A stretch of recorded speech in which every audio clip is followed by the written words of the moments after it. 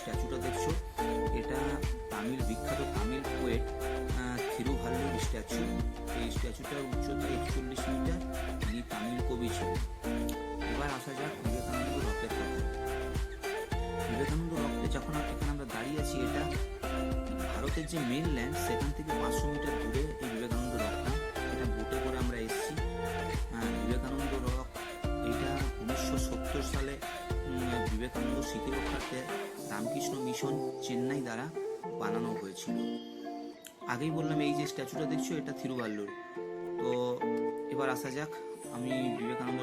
এটা প্রথমে 1970 সালের আগে, এটা মানে 1962 সালে যখন এটা প্রপোজ করা হয়েছিল, তখন এখানে স্থানীয় ক্যাথলিক খ্রিস্টানরা এই রকটার ওপর একটা যীশু খ্রিস্টের ক্রস রেখে দিয়েছিল।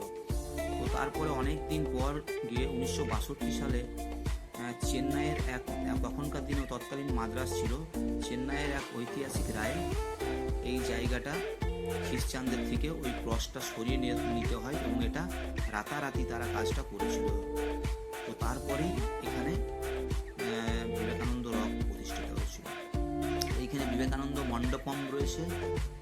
এর ভিতরে স্ট্যাচু রয়েছে। এই দেখো হরিণ এখানে খেলা করছে। এই বিবেকানন্দ মণ্ডপনে আমরা গেছিলাম, কিন্তু ওখানে ভিডিওটা করেছিলাম, কিন্তু ওই ভিডিওটা আমি পাইনি। দূরে একটা দেখো ছোট্ট আইল্যান্ড দেখাচ্ছে। এখানে বলে রাখি, তিনখানা দেখছো, তিনটে রং দেখতে পাবে। একটা শ্যাওলা গ্রিন কালারের জলের রং।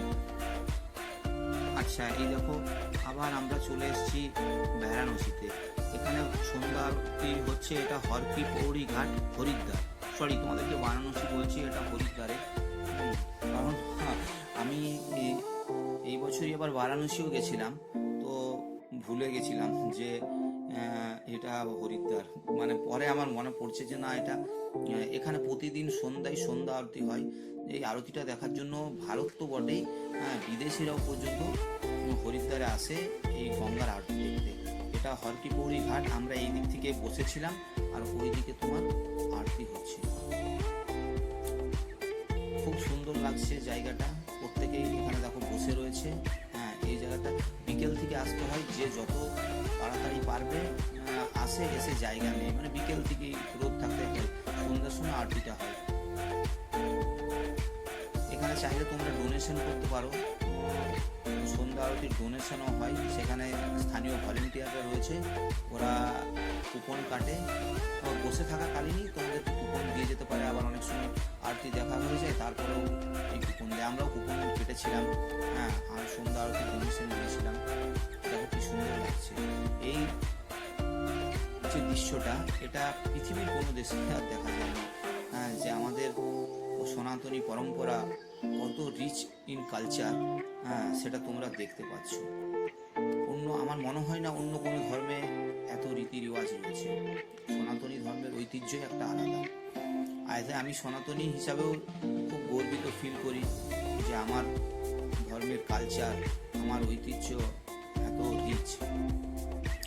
তো আমরা হরিদ্বার অনেকবারই এসেছি, প্রায় 3-4 বার বার চারেকবার এসেছি। এবার আমরা দিল্লি চলে এসেছি। ওই হরিদ্বার থেকে আমরা দিল্লি এসেছিলাম।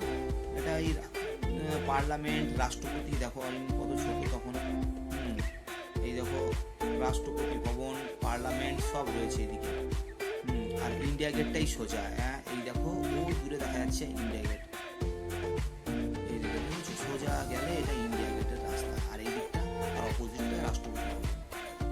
এটা আমার শালাবাবু ক্যামেরা করছে মোবাইলে।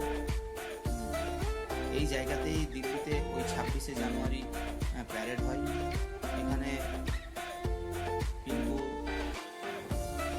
যাচ্ছে, ওইদিকে হাঁটাহাঁটি করছে। চারিদিকে দেখো কি সুন্দর লনটা লাগছে, সব সাজিয়ে গুছিয়ে রেখেছে, খুব সুন্দর সাজিয়ে রেখেছে।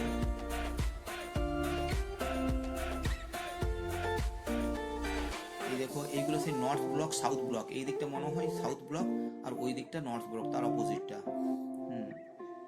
এখানে দেখো একটা ফাউন্টেন, ঝর্ণা দেখা যাচ্ছে। মানে পরিষ্কার টরিষ্কার করা হয়। থ্যাংক ইউ বন্ধুরা, ভিডিওটা দেখার জন্য ধন্যবাদ।